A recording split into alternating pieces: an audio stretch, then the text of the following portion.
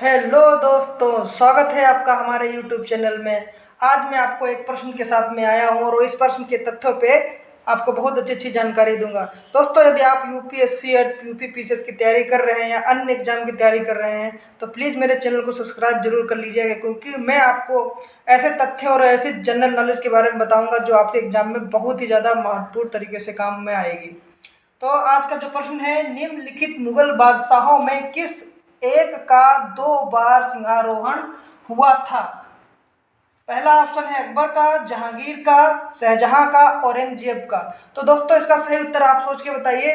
चलिए मैं आपको बता देता हूँ, इसका सही उत्तर है औरंगजेब का। जी हाँ, औरंगजेब का जो सिंहारोहण हुआ था वो 2 बार हुआ था। 2 बार कैसे हुआ था? जब 31 जुलाई 1658 को उसने आगरा के किले को विजित किया था और अपने पिता को उसने बंदी बनाया था, तो उसने अपना सिंहारोहण पहली बार करवाया था। ध्यान रखिएगा इस बात का। दूसरी बार 15 मई 1659 को खजुहा तथा देवराई विद्रोह युद्ध जीतने के बाद में जब दिल्ली में उसने प्रवेश किया था, तब उसने दूसरी बार अपना सिंहारोहण करवाया था। प्रश्न के अनुसार औरंगजेब ने अपना 2 बार सिंहासनारोहण करवाया था।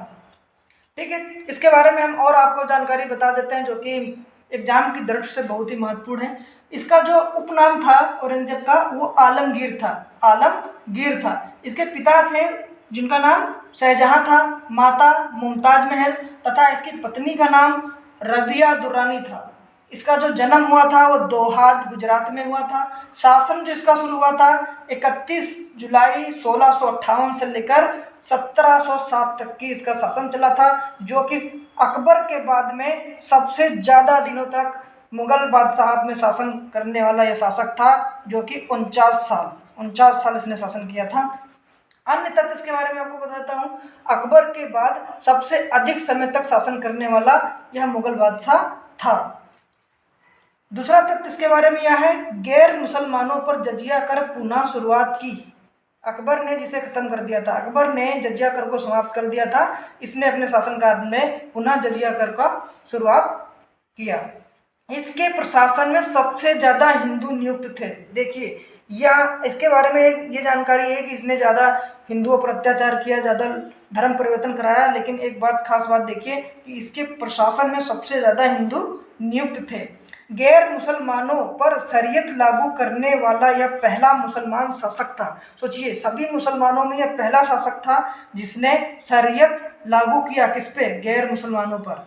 ठीक है, आगे चलते हैं। इसके बारे में खास बात यह है कि कुरान की नकल तथा टोपियां सीकर खुद से पैसे कमाने का प्रयास भी यह किया करता था। इसके शासनकाल में कुछ निर्माण हुए हैं, उनके बारे में आपको बता देता हूं, जो कि एग्जाम की दृष्टि से बहुत महत्वपूर्ण है। बादशाही मस्जिद, जो कि कहाँ स्थित है? लाहौर में स्थित है। किसके द्वारा बनवाई गई? औरंगजेब के द्वारा। बीबी का मकबरा, इसने अपनी बीबी का मकबरा बनवाया है। कहाँ बनवाया है? औरंगाबाद में। ठीक है, पूछा जा सकता है बीबी का मकबरा का निर्माण किसने करवाया? तो औरंगजेब ने खुद ही करवाया। मोती मस्जिद, मोती मस्जिद कहाँ स्थित है? दिल्ली के लाल किले में स्थित है। किसने निर्माण कराया? औरंगजेब ने इसका निर्माण कराया। प्रमुख विद्रोह जो कि औरंगजेब के समय हुए, सबसे पहला जो विद्रोह था औरंगजेब के समय में वो जाट विद्रोह था, और ये बहुत ही बड़ा विद्रोह था जिसने औरंगजेब की कूंचे हिला दी। मतलब ये है कि जाट विद्रोह जो है कहाँ हुआ था? मथुरा में हुआ था। कब हुआ था? 1669 में हुआ था, जिसका नेतृत्व गोकुला कर रहे थे। गोकुला कर रहे थे। औरंगजेब इस विद्रोह से इतना परेशान हो गया था, उसने अपने सेनापति अब्दुल नबी को इस विद्रोह को दबाने के लिए भेजा, लेकिन गोकुला ने उसकी हत्या कर दी। औरंगजेब इससे और बौखला गया, उससे अपने फौजदार हसन अली खां को इस विद्रोह को दबाने के लिए भेज दिया। अब क्या हुआ? हसन अली खां गुस्साया हुआ गया और गोकुला को उसने मारकर चीर फाड़ डाला।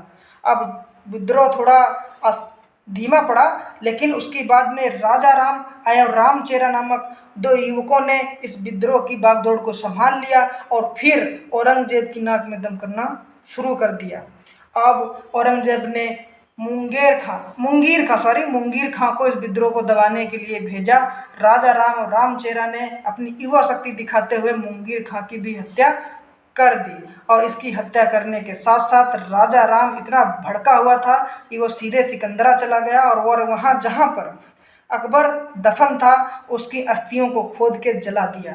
इससे औरंगजेब और ज़्यादा बौखला गया। उसने अपने पुत्र बीदर बख्श तथा उसके साथी आमेर के नरेश यानी आमेर के राजा बिशन सिंह को इस विद्रोह को दबाने के लिए भेज दिया। इन दोनों ने मिलकर 1689 को राजाराम की हत्या कर दी और यह विद्रोह एक बार फिर धीमे हुआ।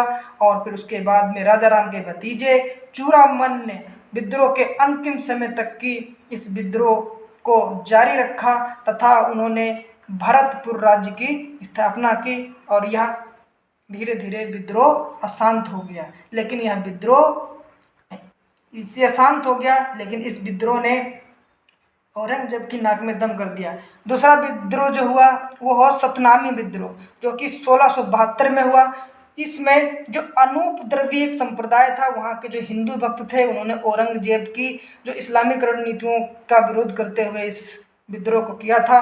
और वहाँ पे जो मुख्य जगह थी वो थी नारनेल, जो कि वर्तमान में पटियाला है, और मेवाल जो कि आज अलवर ज़िले में है।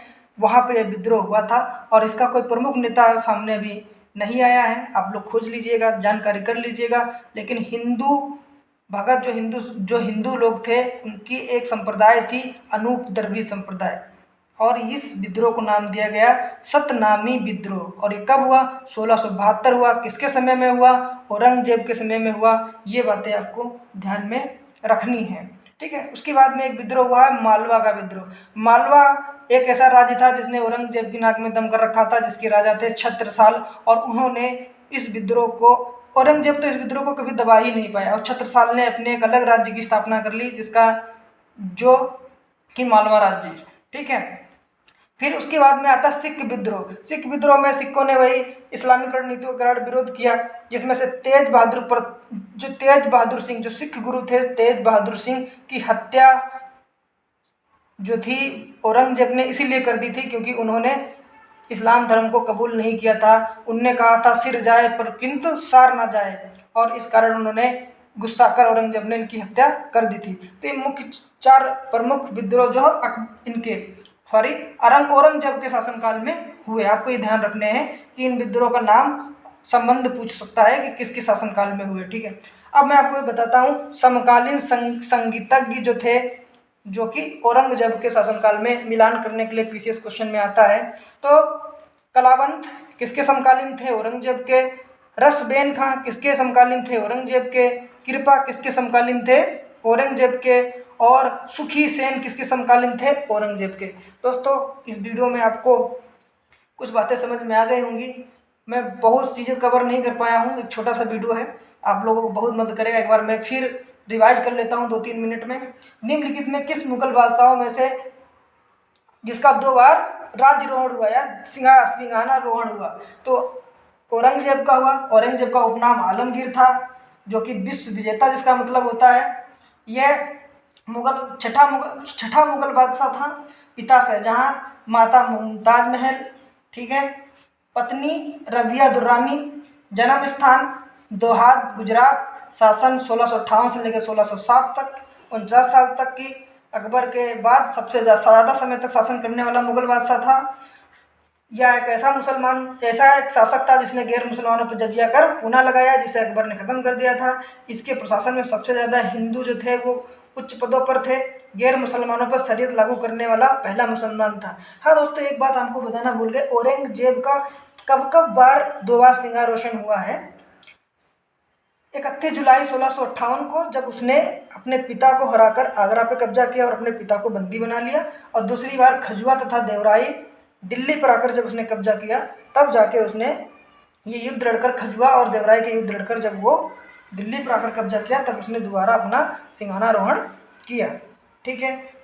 उसने कुछ निर्माण कार्य भी किया। शाही मस्जिद जो कि लाहौर में स्थित है, बीबी का मकबरा जो कि औरंगाबाद में है, मोती मस्जिद जो लाल किला दिल्ली में बनी हुई है। इसके समय के जो प्रमुख विद्रोह हैं, जाट विद्रोह 1669 मथुरा में हुआ, गोकुला ने इसकी नेतृत्व किया, ठीक है। राजा राम ने अकबर की अस्थियों को जला दिया खोद कर। उसके बाद में सतनामी विद्रोह 1672 में हिंदू भगतों द्वारा अनूपद्रवी संप्रदाय के लोगों द्वारा किया गया। नारनेल उस समय यानी वर्तमान पटियाला, मेवाल वर्तमान जिला अलवर राजस्थान, मालवा का विद्रोह छत्रसाल, इन्होंने मालवा राज्य को ही अलग बना लिया। ध्यान रखिएगा। सिख विद्रोह, तेज बहादुर सिंह की हत्या कर दी थी। किसने? औरंगजेब ने। क्यों? क्योंकि उन्होंने इस्लाम को स्वीकार नहीं किया था। उन्होंने वहाँ पर कहा था कि सिर जाए किंतु सार ना जाए। तो दोस्तों, यदि हमारा वीडियो अच्छा लगा है, यदि आपको किसी प्रकार से लगता है यह वीडियो हमारे लिए हेल्पफुल है, मैंने बहुत ज़्यादा मेहनत की है, आपको लगता है कि हमने मेहनत की है, तो प्लीज़ हमारे चैनल को सब्सक्राइब कर लीजिएगा। ऐसे किसी न किसी टॉपिक में मैं ऐसे वीडियो लाता रहूँगा। और यदि आप 1-1.5 साल हमारे तक बने रहे तो मैं जीएस, संपूर्ण जीएस को कवर कर दूंगा कि आप जीएस में कोई भी क्वेश्चन को बहुत अच्छे से कर पाएंगे और अपने मुकाम को हासिल कर पाएंगे। दोस्तों, हाँ, अभी थोड़ी हिचकाहट होती है क्योंकि मैंने अभी जस्ट यूट्यूब पे आया हूँ, ये मेरा दूसरा वीडियो है। जैसे जैसे समय गुजरेगा मैं जाहिर सी बात है अपनी आवाज़ को, मैं अपने बोलने के ढंग को तथा पढ़ाने के ढंग को सुधार कर लूँगा।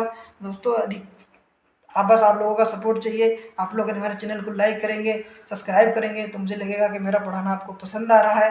तो प्लीज़ दोस्तों, लाइक और सब्सक्राइब जरूर कर लीजिएगा। और ये मेरा दूसरा वीडियो है, गलती हुई है तो माफ़ कर दीजिएगा और मुझे ज़रूर सपोर्ट करिएगा ताकि मैं और इससे अच्छा वीडियो बना सकूँ। धन्यवाद साथियों।